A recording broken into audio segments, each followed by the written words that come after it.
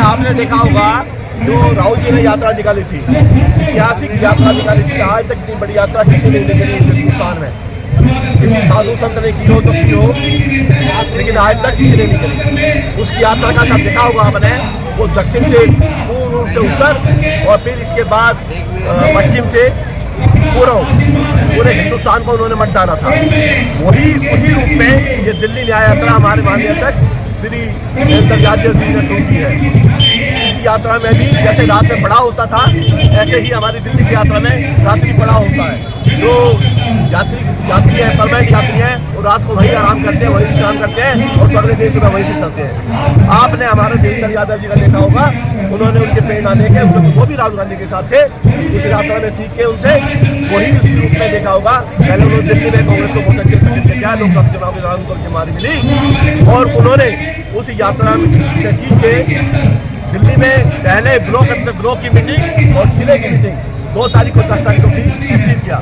हर क्षेत्र में तैयारी किया, हर स्तर में तैयार किया लोगों को। दिल्ली में न्याय यात्रा का मतलब है दिल्ली की जनता को न्याय दिलाना। न्याय देना मतलब सुविधाओं का न्याय दिलाना। जो दिल्ली की जर्जर स्थिति हो चुकी है, जो दिल्ली नरक बन चुकी है, चाहे प्रदूषण के क्षेत्र में देखिए, शिक्षा के क्षेत्र में देखिए, और स्वास्थ्य के क्षेत्र में देखिए, सामाजिक न्याय के क्षेत्र में देखिए, किसी भी क्षेत्र में चले देखिए आप, बेरोजगारी के क्षेत्र में देखिए, आप महंगाई के क्षेत्र में देखिए, तो हर जगह प्रदूषण, उसके जो रोड जाम है उसके क्षेत्र में देखिए, जो गंदगी हो रही है उस क्षेत्र में देखिए, सब बहुत बुरा हाल है। और ये दोनों की आप जानते हैं दूरदृष्टि है। जब केजरीवाल अन्ना हजारे के साथ आए थे उस समय पूरी बीजेपी ने सारा खर्चा किया था इनका और 99% आप जिला में जो लोग थे वो बीजेपी के कार्यकर्ता थे। उसमें क्या हुआ, कांग्रेस को बदनाम करके, क्योंकि देश की जनता बड़ी भोली है, वो उनके बरगलाने में आ गई कि अन्ना हजारे आए हैं, गांधी जी आए हैं, उसके चक्कर में आके इनको बदनाम करके क्योंकि प्रचार का माध्यम बड़ा सशक्त है,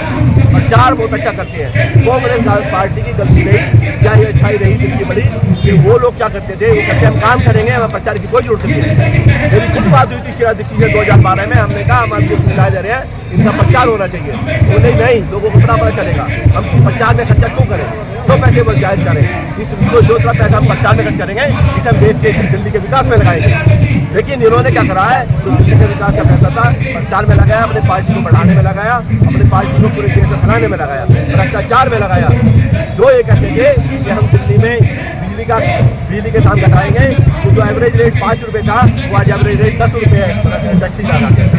जो ये कहते थे कि शिक्षा के क्षेत्र में हम काम करेंगे, वो शिक्षा के क्षेत्र में शीला जी ने स्कूल शुरू किया था पश्चिम दिल्ली में, वो वही पूरा किया था और कोई नया स्कूल नहीं बनाया।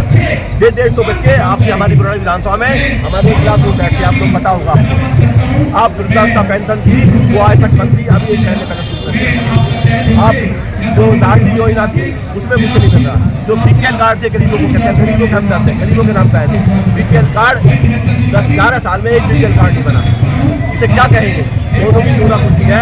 जब उन्हें लगता है केजरीवाल बंदा डाल देते हैं, बाहर निकाल। जो केजरीवाल की जेल में गई, ये बीजेपी वाले श्रेय लेते हैं कि हमारे कांग्रेस के अनिल चौधरी जी थे, उन्होंने कोर्ट में केस किया था, उसकी बेस पे ही ये जेल में गई है। इनका भ्रष्टाचार का भांडा फूटा है। आप देखते हो कितने बड़े दुर्भाग्य की बात है।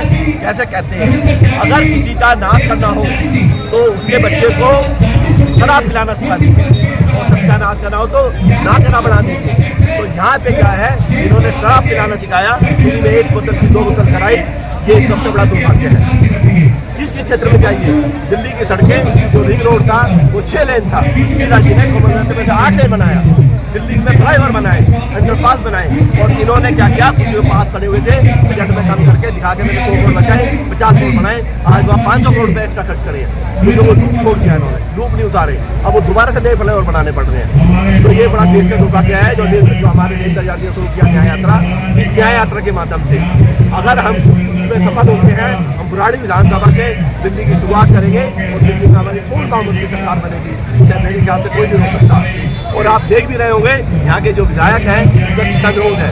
11 साल में उन्होंने कुछ नहीं किया है। और वह जो इतने जब 8-10 हज़ार की नौकरी करते थे, उत्तम नगर में रहते थे, उन्हें दिल्ली के यहाँ कोई मतलब नहीं। हमारे सारे जो विधायक हैं, जो सांसद हैं, दोनों भारी हैं, उन्हें कोई मतलब नहीं है। वो जहाँ तक बुराड़ी जब तक रखते हैं, जब तक उनको जो MLA की सीट पे है और उनकी बड़ी अच्छी बहुत अच्छी दोस्ती उनकी है, जैसे कि बीजेपी की और आम आदमी पार्टी की दोस्ती दिल्ली में, ऐसे ही हमारे एमपी साहब की और एमएलए साहब की दोस्ती है। वो चुनाव में उसे बहन करते जीतेंगे, वो उससे करते हैं। ये दिल्ली का दुर्भाग्य है, लेकिन अब जनता दिल्ली की पुरानी जनता नहीं सहेगी। वो समझ चुकी है, जान चुकी है कि ये दोनों मिले हुए हैं और ये दिल्ली का नाश कर रहे हैं, बुराड़ी का नाश कर रहे हैं। अब बुराड़ी से नहीं सहेगी। आने वाले समय में ये कहने आप देखेंगे बुराड़ी में, बुराड़ी का मूल निवासी, बुराड़ी का आदमी जो बुराड़ी में रहता है वही यहाँ का विधायक होगा, ना कि ये भारी लोग जो सिर्फ पैसे बनने के लिए आए हैं, जिन्होंने सैकड़ों हजारों करोड़ जैसा सोचते हैं कमाए हैं। ठीक है।